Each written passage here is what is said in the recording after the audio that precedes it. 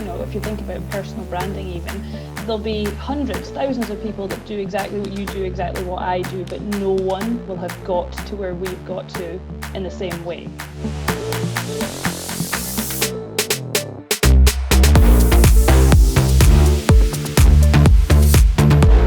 Welcome to Bigger Than the Hustle podcast, where I bring you real conversations with entrepreneurs on how they live their lives outside their business.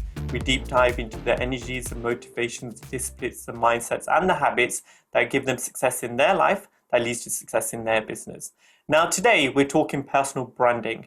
We're talking authenticity, and we're talking small business. Now, these are things that resonate highly with me because I am a small business owner, and a lot of the time I am the face of the business. So this guest I've been looking forward to talk to, her name is Megan, and it's our third international guest actually, again from Australia, another person that's left our shores and ventured out to the sunny beaches of Australia. So I'm not going to go into that too much. I'm going to let her introduce herself. So hi Megan.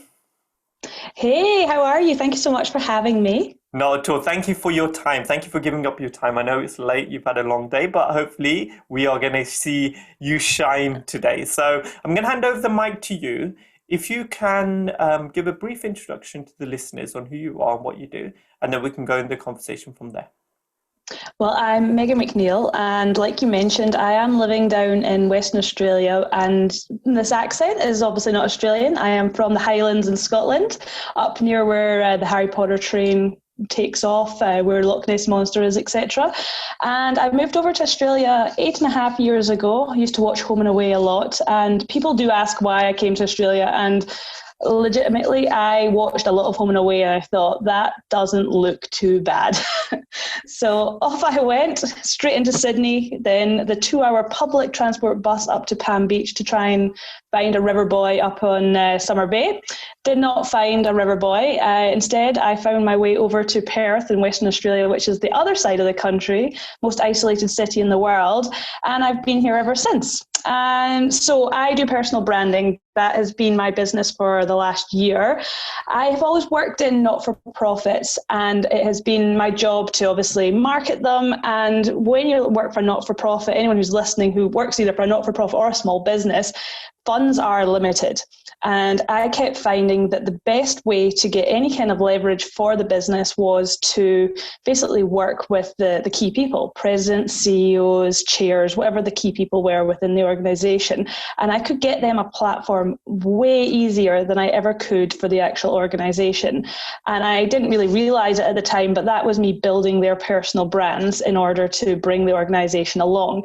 This is why I think personal branding is the easiest and cheapest marketing that any small business owner or not-for-profit can do, because people just gravitate towards people. We don't gravitate towards logos, products, services, nothing like that. All we're interested in is people, how they make us feel, and that product and service alongside it is because it's sort of backed by a person. So you think of products, we see celebs using them. That's why they have ambassadors. That's why they use people, faces behind them, in order for us to kind of resonate with them, or because we're trying to emulate them, we want to be like them, that kind of thing. And the same with small businesses. If you go to a networking event, you gravitate towards the people that you like the most. So take an accountant or a lawyer. They are fairly boring professions. You think of accountants being fairly boring. Go to a networking event and you might find 5 or 6 accountants, but there will definitely be one that you'll gravitate towards, because other than numbers, they've got personalities, they do other things, there'll be something else that makes you click with them. So that's why I think personal branding is so important, and I'm really excited to chat to you about it. So important. Personal branding for me, as a small business owner, I've been a small business owner for over 20 years, and I know the amount of people, like, we're in a very really positive position in our business where we don't rely on advertising. All our business comes from recommendation and existing customers. And I'm blessed for that, because I am quite lazy in the advertising marketing side. I like to my ethos has always been, just look after the people that come to you and you'll always be okay. I know it sounds not a great business plan, but it's worked for us. Look after the people that come to us, do a really good job, and there's no reason for them to go anywhere else, and all they'll do is recommend you to a lot of the people, right? The old sort of marketing analogy of, if you do a good job, there, so many people will tell so many people. And if you do a bad job, they'll tell even more people. If you just avoid the bad side of it, I know the amount of people that I've asked, so I need a plumber or I need an electrician, who would you recommend? And they tell me, I don't look through anything. I just literally make a call and say, can you come and do the plumbing? That recommendation is generally more than enough, that someone I trust and someone I know whose standards they are, and they've had them and they've recommended them. That's enough for me. I don't need £1 million advertising campaign to tell me go to this person. So therefore, personal branding, I think, is now becoming much more important, as, especially with this time of COVID. We've gone through a time where lots of things have slowed down. A lot of big businesses have struggled because of their overheads, because of being dinosaurs and moving in a certain way. And it seems to be the time of the smaller business, the entrepreneur, the local business, keeping things local, when restaurants talk about locally sourced products and locally sourced food to shape their menus, that really resonates deeply with me. Now, for someone starting out, let's talk about someone who's been on a journey for a while. So I've been on a journey for 20 years. Now, personal branding's, like I said, been important for me. Someone who's starting a business, someone who might be listed starting a business, what would you say is the importance of personal branding from your experience? And what little things can they do to try and start moving in this direction, or putting it at the forefront of what they do? So first up, everyone has a personal brand. Whether you like it or not, you have one. It's basically what people think, feel, and say about you when you're not in the room with them. And what you were talking about earlier about how you've basically been relying on word of mouth and referrals, that is because you've got a strong personal brand. People have to know who you are and what it is that you offer in order to be able to recommend you. So there's no point having a strong personal brand and being internet famous per se, so people know who you are, but they've got no idea what they would go to you for. Your whole aim is to be industry famous, so not to be looking for vanity metrics in terms of if you're building your brand online. Who cares how many likes and shares and comments you have? Like, it's brilliant for engagement, and yes, it will get you out to more people, but in the beginning it's less about how many, like those numbers, and it's more about the actual real people that want to work with you and understand what it is you do. What's coming into your inbox, what's coming into your DMs, what's coming to you in terms of conversations when you're at live events. I know during COVID, there's a lot of people haven't been able to have that face-to-face, but if you're doing a good job online of telling people what it is you do, you should be able to walk into a room and the people you're already connected with should be able to have a conversation with you based around what it is that they believe that you do. So if you're starting out, my number one tip would be, don't worry about being on every single platform, because all you're going to do is end up trying to create content for half a dozen different platforms. You're not going to do a great job of it. You're going to be too busy focusing on that you forget why it is that you even went into business. Try and think about where it is that your target audience is, and not just your target consumer, also those people that will refer you, those people who you're relying on for word of mouth, because it's not always about the person you have that conversation with, but it's about who they know as well. And making sure that you're on the right platform to be able to have these conversations and to put out content where the right people are seeing what it is you do. And I'm a bit biased. I think LinkedIn is the place to be right now. The organic reach is amazing. It's professional networks, so we're seeing a lot less food porn, a lot less kittens. It's less fun, but it's more, this is what I do and this is how I can help you. And I'm not a big believer in sales at all, but I am a big believer in sharing what it is that you're doing and who you're helping and who you're surrounding yourself with. That's what I would be doing. I would be picking, if I was starting out just now, I'd be picking a platform. I would be deciding what kind of content I want to put out there. And most importantly, what do I want to be known for? Just take a couple of minutes to actually write down what is it you want to be known for, because everything that goes out should resonate back to what it is that you're known for.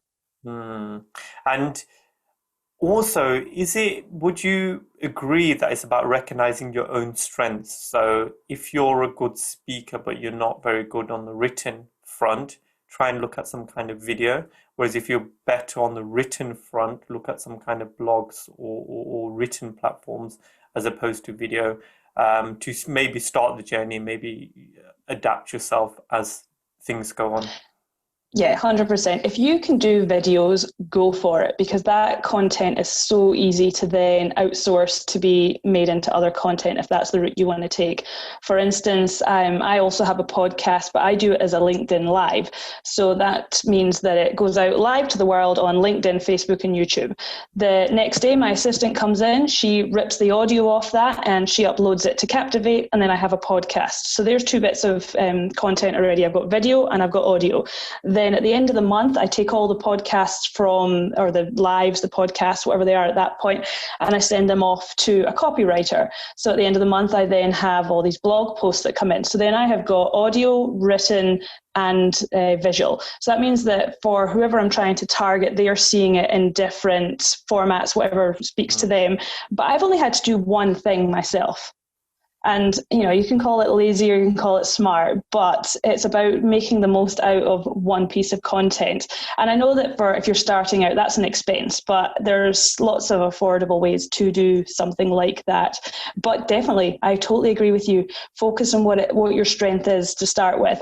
But I'm a big believer that done is better than perfect. So if videos are the end game, start putting them out now, because they will be rubbish. They will be horrendous, but you're not going to get to those good videos until you've got them out of the way. And it's better to start with them now than 6 months down the line when you're actually a bit more established and then you've got crap videos. Well, why not have half decent ones by this point? So, make that your thing for 2021. Just get it out there. It's so true. I remember even when we started this podcast, and I was like, I look back and I quite cringe looking at myself, and I'm like, you're umming and ahhing all over the place. You haven't got a clue what you're talking about. And it's true what you say. For me, it's always been motion creates motion. Just start moving. Don't think about it so much, and then eventually things will start finding its groove, and you won't. When you first start, you're thinking about yourself so much in terms of how do I look, how do I sound, etc. And then at some point, there's a tipping point where you're like, I don't really care anymore. I just need to, get the message across or do something. And then you realize that, 0.1% of people in the world know you, 0.1% know of you. 99.9% have never heard you, never will. So there's not that much importance on you, really. So just enjoy your time and enjoy what you do, right? Perfection will kill you. Perfection will definitely kill the dream. It's true. And perfection as well. What is perfection, really? Someone's opinion, it's just an opinion, isn't it? It's your opinion on what you think the way things should be done, and someone else may look at that and say, actually, I won't do that, and use the whole judgment hat. And then it's like, well, in your shoes, I would probably be judging me as well, but in my shoes, it's actually a decent thing. So we go into that moral, ethical drama, which I don't think anyone needs in our life. Oh, yeah, but let's just rewind back to what you said a minute ago about, worrying about putting content out and how people will judge you. There are too many people that are starting a business or in the middle of, have had a business for years. There's too many people that are about to create content and sit there and don't press send on it or publish or whatever the button says, because they are so worried about what their peers will think about it. You are not creating content for your peers. You're creating it for someone you can help. You're creating it for your ideal client, or people that might never be clients because they can't afford you or they're just not ready, but you are helping them. And that should always be what your end goal is. If you're building your personal brand, all it is positioning yourself as an expert in what it is you're an expert. Where's your zone of genius? Start telling people, start helping them. Stop selling to them. Not everybody can buy from you, but if you put out enough value, someone will eventually. But remember to write or speak as if you are speaking or writing to an 11-year-old, because once you start using jargon or, highfalutin words, you're speaking to someone who is like you, who's an expert, who knows those kind of words, and those people don't need you. So you need to dumb it down, because people, you don't know what you don't know. So write it for someone who doesn't know, and so that you can actually help them, and stop writing and stop filming for your peers, because yes, they might be checking you out, but if they're checking you out, that's good, because that means they see you as a threat. But really, as long as the people you can help are seeing it, who cares? I love that, because I know a few people that just sprung to mind right now, who are quite professional in their profession, if you say, and they're now trying to create something for outside of their profession. So they're trying to help people more close to them, local to them, and that's exactly the conversation I had with someone recently about. She said, my peers will look down at me if I do this. And my answer to that was what you said. It's not about them, it's about who you're trying to help. And it's not about you either. What you have to understand is you have a skill, you have something that's been given to you. And if you can help more people in the way you want to help them, not the way the system has told you have to help them. And I said also, why, for you to think about it, that means you already, that system does not resonate with you. You're not being the strongest you can. So by saying that I want to create my own content, I want to create my own video, I want to create my own website, or just even my own personal practice where I can give service the way I want to, that's happening because something's falling down for you professionally. Because if it wasn't, you wouldn't even be thinking about this. So stop thinking about yourself and start thinking about all the people that are out there that don't even know about you, that you can potentially help, but you're never gonna, if you're gonna sit in your head and say you're not gonna do it. And that was my good deed for the day. Oh, yeah, well, hopefully you help someone with that, because it's a mindset thing. 100% a mindset. I could not speak in public to save myself. My mum still cannot believe the amount of public speaking I do, the amount of podcasts I do, videos, all of that, because the whole of my life I have avoided it like the plague. I would do anything not to. You know, in English class at high school, you had to do, part of your grade was to stand up and do your presentation. I did all this work on it. I was so proud of it. I'd practiced it at home, got up in front of the class, got told to sit back down because could not do it. Same thing happened in university, couldn't do it. Moved to Australia, started building my career, so I'm getting asked to speak at different engagements on my industry. I would just say no thanks, just did not want to do it, which was detrimental to me building my brand. And then when I decided to build my personal brand and build my business, not even thinking about my personal brand at that point, I was like, well, if I don't get up and speak, who's going to do it for my business? Because no one else is. So it's definitely a mindset thing, because I can tell you 18 months ago, you would not have found me on a stage yet. Now that's just part of my business. And where do you think, you said that during your younger years, so college, school, university, and then even at the start of your professional career, was something that was, I think when you have a characteristic where you're more introverted than you are extroverted, I'm the same way. I've always been quite introverted all my life, and it's only since I went to university and I came out of that I became a little bit more open to being in group conversations. I still feel more comfortable one-on-one than I do in big groups, but I know I can switch it, so I become more of an ambivert. I can switch it when I need to. But if you give me what do I feel more comfortable with, give me one person, we'll talk all day. But give me 10 people that are looking at me and we're having conversation. I can deal with it, but I still feel a little bit uncomfortable. So for you, let's go back to your early days. So when you're at college, university, etc. Who was the most influential person in your life? Honestly, my grandpa. My grandpa actually passed away when I was about 16, but as my mum's dad, I spent a lot of time with all of my grandparents because I was lucky enough to have them, all four of them, for quite a while. It was quite a bit of my adult life. But he just didn't see any limitations. There was no limitations for me as a girl. There was no limitations for me as anyone as a young person. I still remember him buying the Spice Girls CD, or I think it might have been a cassette at this point. And I was like, oh, this is so cool. And he obviously hated the Spice Girls, but he bought it because he knew how much I loved them, and he wanted to bond with me. He wanted to have something that, you know, was important to me as well. We read a lot. He used to tell lots of stories about different things. Like, he was part of my education, my unofficial education. He is an absolute inspiration. He was a electrical engineer, and he worked his way up through the post office in Scotland and the UK. And he did full-time education while working full-time, and he was managing a big squad of guys in the post office while my mum was a baby. So he was studying at night while my mum was a baby. So he was extremely clever. He just didn't see any limitations on anything. I did not. So, like, I'm very much an advocate for gender diversity. I think that women deserve everything that men have. I was so unaware that there was a glass ceiling, or there were barriers, until I came to Australia, because all of my life living in Scotland, I saw none, because my mum was brought up by my grandpa and my gran, obviously, but particularly my grandpa, with no limitations. There was nothing that she couldn't do. I was brought up by that same ethos as well. There was nothing that I couldn't do. If I wanted to do it, it was up to me to put in the work, and I could do it. So he's probably one of my, at that age, he would have been one of my biggest inspirations.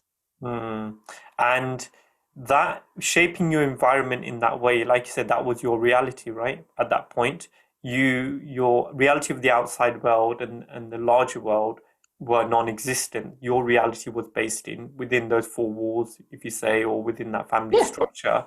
And that the importance of that, especially for young, as you're growing up, and the influences you have. It's like my dad always had his own business. So, and a lot of my family have their own business. So having a business almost was the only option for me, even though going through the education system and being educated, I saw that as freedom. But I never saw it as a lot of people where it's a big deal to open your own business. It was almost like, well, what do you mean you're going to get a job? You know, and that was the interesting thing for me, and about shaping your environment. What's normal is, like, when we get up in the morning, we exercise, both me and my wife. And even though my kids, you know, they probably hate us for it, and we try and get them to run, and we try and get them to cycle, things like that, I know subconsciously something's going in, because the normality for them is this. They don't know really anything else. They don't know how anyone else's parents live. They just know within our house, we eat well, we exercise, we try and talk about good things.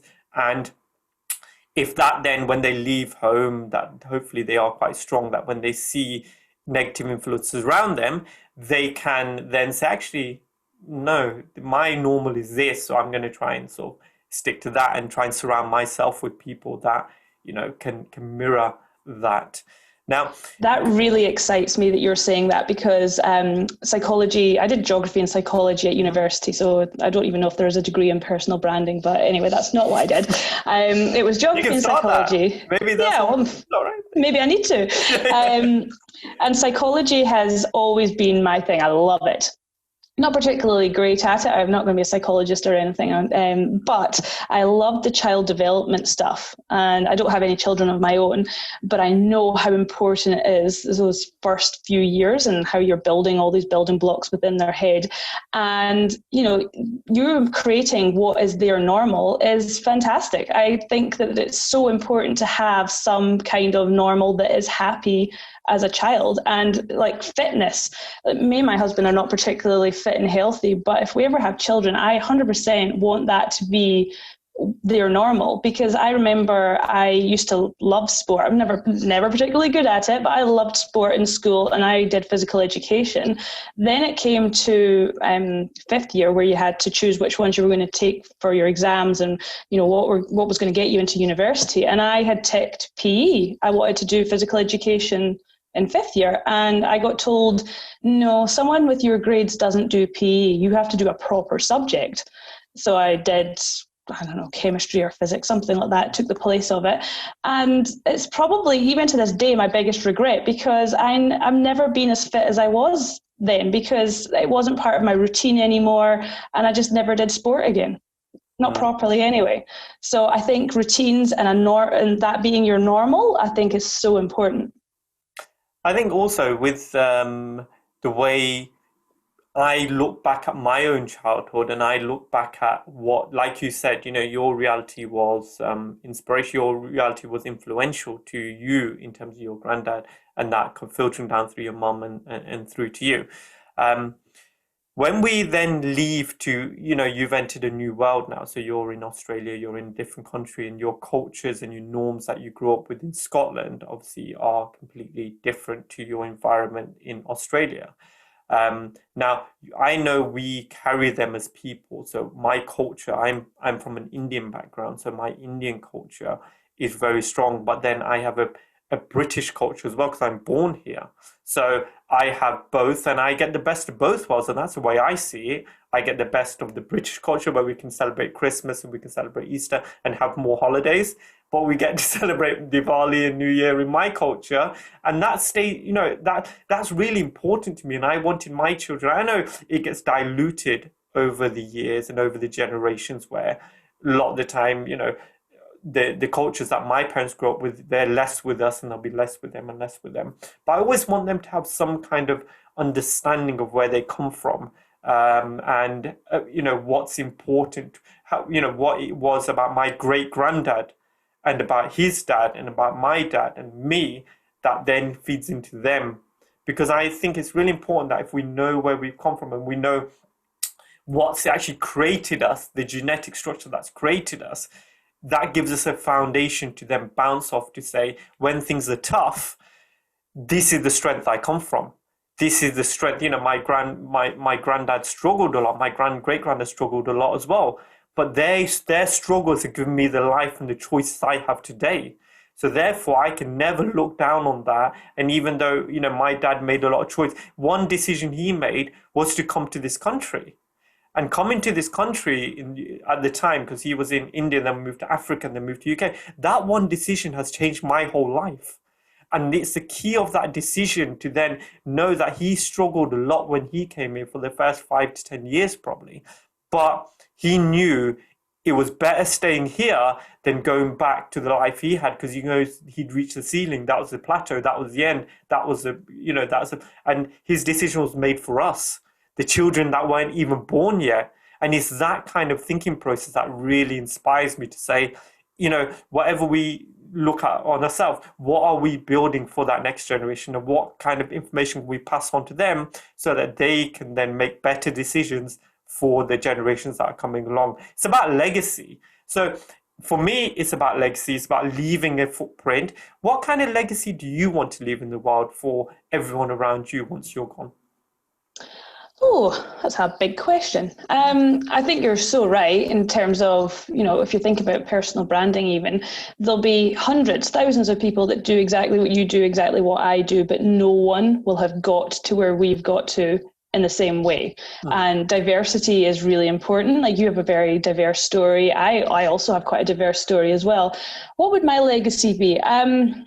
Look, quite honestly, I would just love to be known as someone who helps people fulfill their dreams. And that sounds really wishy-washy, but the clients that I work with, the majority of them would be successful, they're business owners or they're CEOs, people that have kind of reached a peak. So their financial motivation isn't as strong as someone who's starting out. They've made their money, they're comfortable. Everyone always wants to make a bit more money, but they have got aspirations to leave a mark, to have a legacy, to not be forgotten. And I want to be that person that helps them to be able to position themselves and make sure they're not forgotten. And obviously, I don't want to be forgotten either. I'll probably be remembered as, that Scottish girl living down in Australia that never quite found a river boy, ended up with a Canadian. I'm a connector. I'd love to be remembered as someone who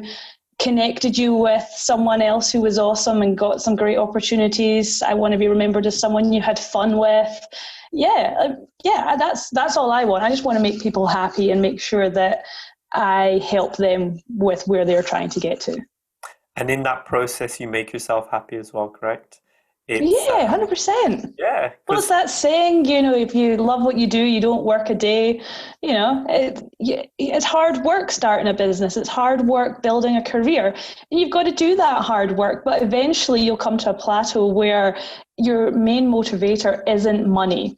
Your main motivator is happiness, and it is fulfilling that legacy piece. It's about being remembered as someone who's good. Now, I personally don't think that we're all good people. I think we can be as good as we try to be, but there's no way that we are all good 100% of the time, It's just not possible. So being the best version of ourselves and being happy is really all you can hope for, because money, at the end of the day, you can't take it with you. And money should be a financial consequence of what you do, not the reason you do it.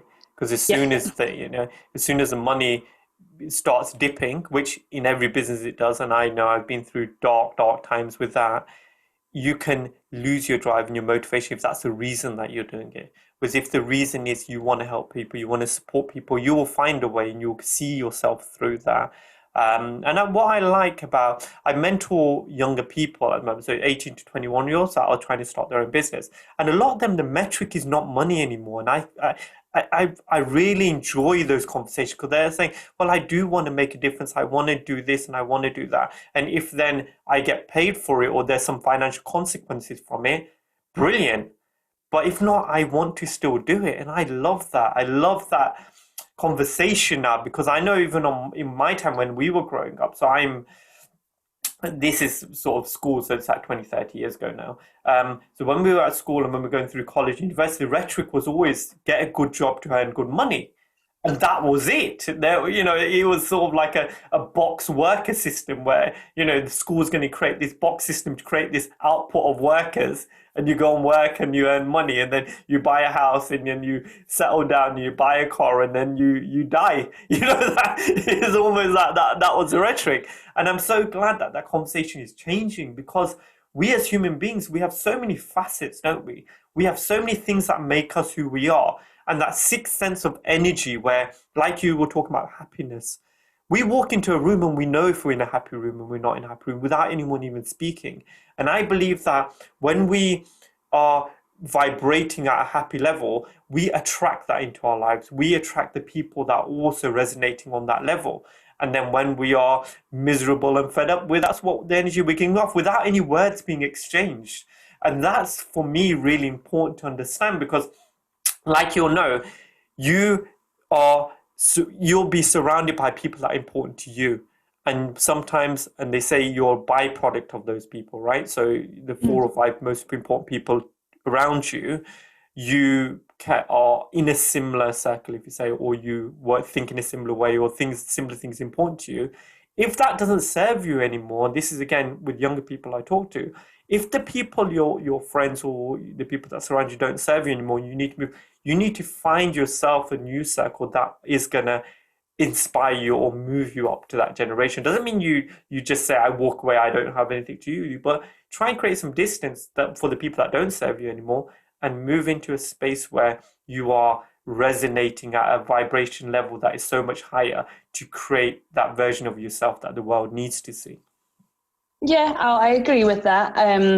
Look, I think that there are lots of people that are very toxic to your life and you need to get rid of. And I think, you are what you consume, not just edible, but social media, anything that goes in starts warping your mind.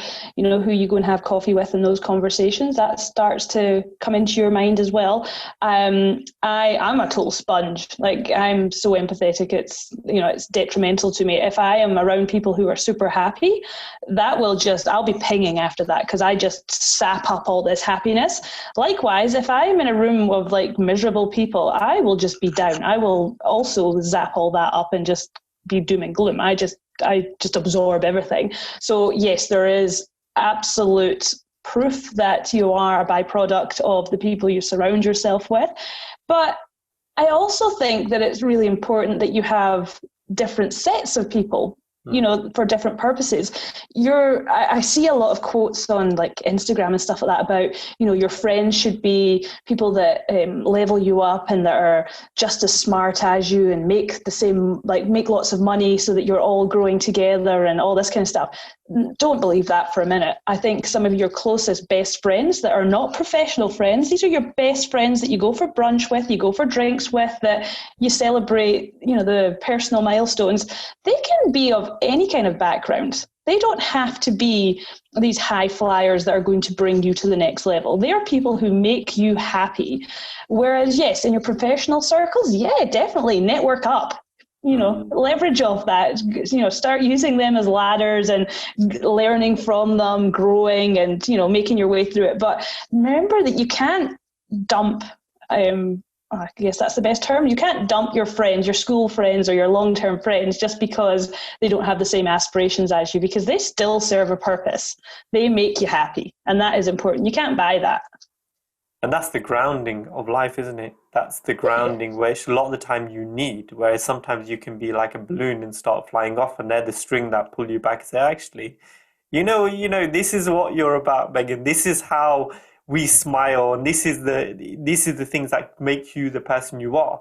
So when you go into the world in whatever realm or whatever professionalism that you do, you can just enter as a strong person because the foundation beneath you. It's like, when they say as you get older, you can count your true friends on one hand. And I wholeheartedly agree with this, 100% agree with this.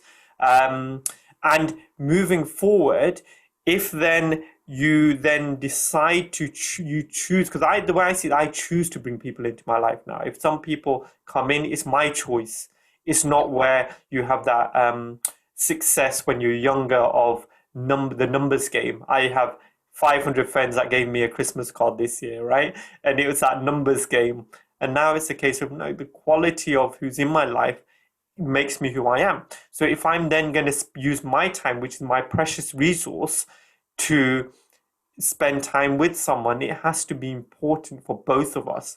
Not just for them, not just for me, for both of us, that we know we're helping and supporting each other through whatever it is. And if I choose to bring you into my close circle, it means you are important and I will give you my time. Just likewise, it's a symbiotic relationship, isn't it? Where you all sort of vibe off each other. And I think that's really important. Yeah. I really agree with that. I think, you talked about how you do mentoring as well, and I've done a bit of mentoring as well. And a lot of my clients, because of the stage that they're at, they all do mentoring as well. And it's not, you think that the mentee is the one that gets everything out of that relationship because, they're getting the wisdom and the knowledge and experience of this mentor that they've got. I can guarantee you every single person that I know who is a mentor and is a real mentor, doing it for the real reasons, they get so much more from their mentees than they feel that they ever give to them, because it's a two-way street. And if you are actually open to it, you can learn so much from people who haven't been there yet. New perspectives, just a new way of looking at things, new energy. Someone who hasn't been through it has got all this energy and optimism and can relight it for you. So I think that these relationships that we're talking about are super important. You've got your personal ones, you've got your professional ones, you've got your mentor-menteeship ones, you've got your masterminds, you've got your client kind of relationships, you've got your business friends. You've got so many levels of relationships, but you're so right, they have to all serve you. And if they don't, it's not about being rude and cutting people, it's just about distancing and making sure that they keep you alight. So we're talking about inspirations. Who do you think inspires you most today? Oh, my mum.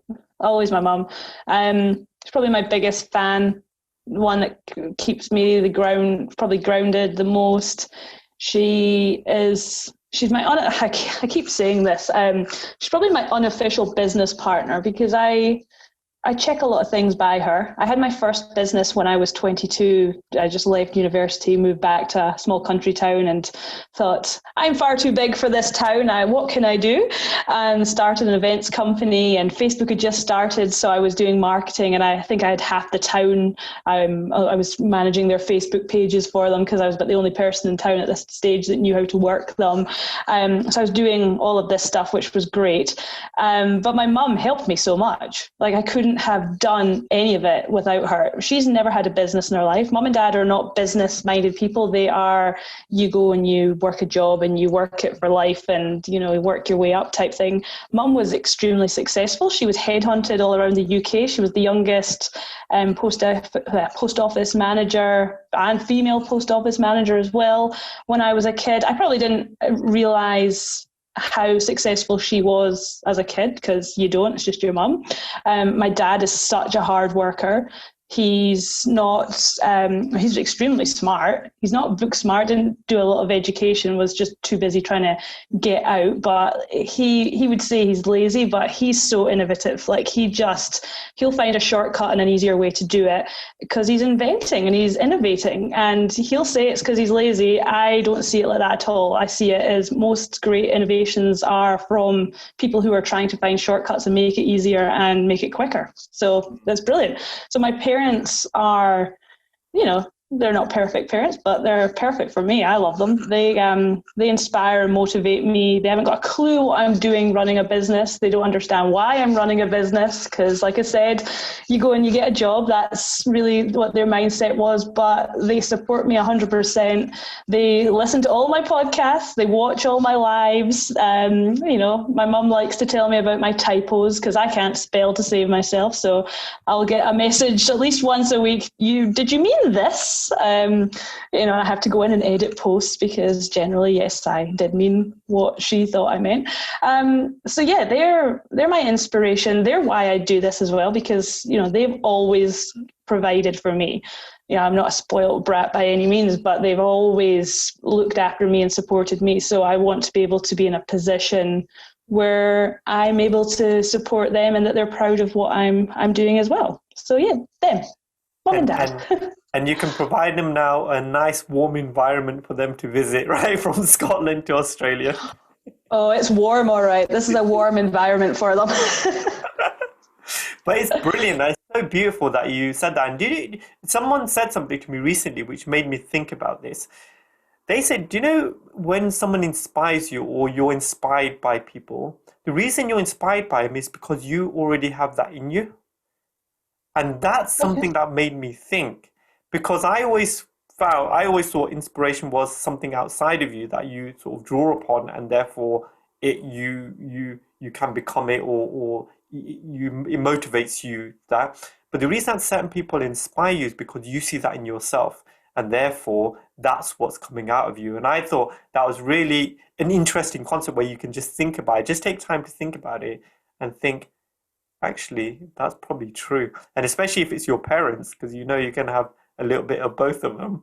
And it's funny when my dad so he listens to mine, and then like I said, he'll give me feedback on WhatsApp.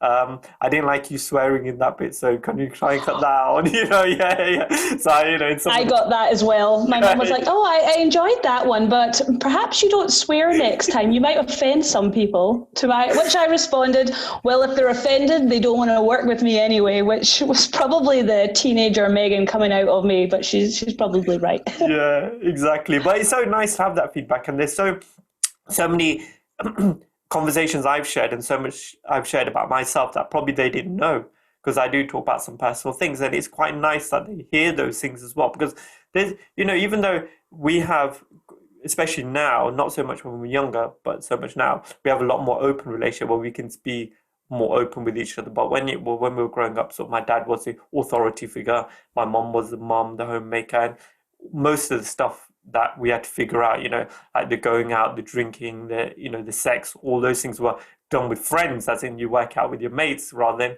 going to your parents. And I never had that conversation with my parents. It was sort of not hidden, but it was uncomfortable, because traditional Indian parents, they don't have that experience because they've come from Indian Africa, and they're trying to work it out as it is when they're here. So we're growing up here, and these are the new influences around us. So with my kids now, those conversations are almost normal because we've been through that. And it's nice to have that open door policy with my kids, that nothing is out of bounds. You can say what you want and speak about what you want, because if it's open at home, then it's not going to be something that you struggle with when you're out of the house. So I'm glad that we can sort of move that forward conversation. And again, I think if it's normal for them, for their kids, if they ever decide to have any, and my son and my daughter both said, I don't think I want kids knowing it, and they can see themselves as third parties. They can say, we see how annoying we are, so I don't want a parent to deal with someone like me. So I thought that was quite an interesting concept. So at this junction, Megan, we're sort of heading over to the end of the podcast now. So really like to thank you for your openness and your honesty today. You've come across and you've been very authentic, and I really like that. And I just like having people around me in conversations that it's not about the veneer, it's not about the high life, it's about the cuts and bruises that make us the people we are, because that's the humans that people need to see. Everyone's fingerprint is different, and everyone's fingerprint needs to be touched to be understood, and it's our words that express that out of us. So, I'd like to thank you at this juncture. Now, couple more questions before we end, just so that the listeners get a better understanding about you and understand who you are as a person. So now let's fast forward 150 years into the future, where you've done everything you've wanted to. You've lived a strong life. You've personal branded everything that you know of, and you've done so much more. You've given out books. You've raised a generation which understand the importance of being an authentic person to share their light in the world. So now we're reaching the end of the last moments of your life, where you haven't got enough energy to speak, but you've got energy to write down 3 words. Now these 3 words have resonated with you all your life, and you hope by sharing these 3 words they can help the people that are listening. What would those 3 words be for you? 3 words. Oh, I've got to distill it down to 3 words. Basically, what I want to say to them is that do it as soon as you think about it. Don't wait. Do it. Because the sooner you do it, the sooner it's a success, or the sooner it fails. Fail fast, get on to the next thing.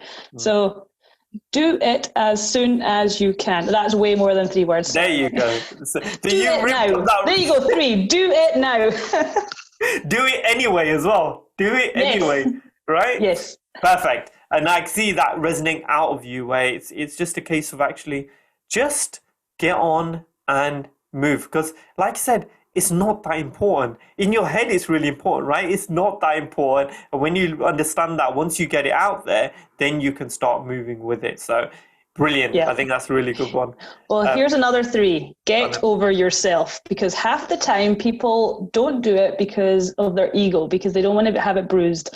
And it's not about you, it's about who you can help. We've said this so many times before. And yeah, it does. I think you can say that to a 15-year-old, but that won't matter. That comes with age, where you get over the embarrassment, you get over, the worry about what other people think. But really, get over yourself. Not about you. And it's, like I said, it's not about me, it's about we, right? It's about how we come up together. It's not about me. So perfect. Yeah. Now, this podcast is called Bigger Than the Hustle, and right now you're bigger than the world. So I've sourced a mic which is connected to 7.58 billion people on this planet. They can all hear you, they're all awake, and they're all listening, and there's no language barrier, and they're all conscious. If you had a message to share for the world for the next 30 seconds, what would that message be? Good morning. You are wonderful. You will do amazing things. And there is someone out there who needs you. Someone who actually needs, wants, and is waiting for you. So get out of bed and show them what you've got. Brilliant. And that's the best way to end a podcast, because as soon as people switch this off, hopefully they will do exactly what you said there. Get up and go and make a difference. I've always said, try, not necessarily the world, but make a difference in your world. And that's the people around you. and the things that are important to you and the things that make you happy. So if we got more happy people in the world will be an awesome place. And that's what hopefully we can share by sharing this message, by having this conversation and being the person you are, Megan. I know you're already doing that over in Australia. Somewhere I've not been. So it's somewhere that definitely is on my checklist as soon as the authorities allow us to travel. Yes. And if I do enter your world, I will look you up and we will meet up. So thank you so much for your time. Is there anything else you'd like to say before we go? I just want to thank you so much, because this is probably the most open podcast or conversation that I've had publicly anyway. And it's actually wasn't nearly as uncomfortable as I thought it would be. It's surprisingly easy to be authentic. And that really is, the key to personal branding is authenticity, which is overused because it's so true. And, when I work one-on-one with people to help build their personal brand, it is all about authenticity, because otherwise I would be creating actors and actresses, and that is not what I do. So thank you so much for today. It's been great. I love it. Perfect. And one quote from Dolly Parton I heard recently, it's like, she said, "Go out and find out who you are and do it more and do it properly, because the world needs to see you, no one else." And I thought that, that's brilliant. And also Dolly Parton, if my mum does listen to this, I reckon that she will have Jolene stuck in her head, because we do like to sing that together. I mean, I sing it, she crucifies it, but, we sing it together. Perfect. So thank you so much, Megan. Now you can go and enjoy your evening and continue to share your light in Australia. Continue to be who you are. I know we talked just before the podcast about stuff that you can help me with, and I know I will be contacting you about that next year. So thank you again for your time. Thank you for giving up your time at this time, and hopefully we will be talking soon. So no, thank you. Honestly, thank you, because this has been fantastic, and really it's just a conversation. You are the one giving a platform, and you're the one sharing everybody's stories. So thank you very much. Not at all. Thank you. So as we head over to the end of this podcast, I was Bhavik Patel. I'm the host of this podcast, and just a few thoughts to leave you with. Big energy leads to big thoughts. Bigger thoughts lead to big ideas. Big ideas lead to big actions. And big actions lead to a big life. So keep thinking big. Until next week, goodbye.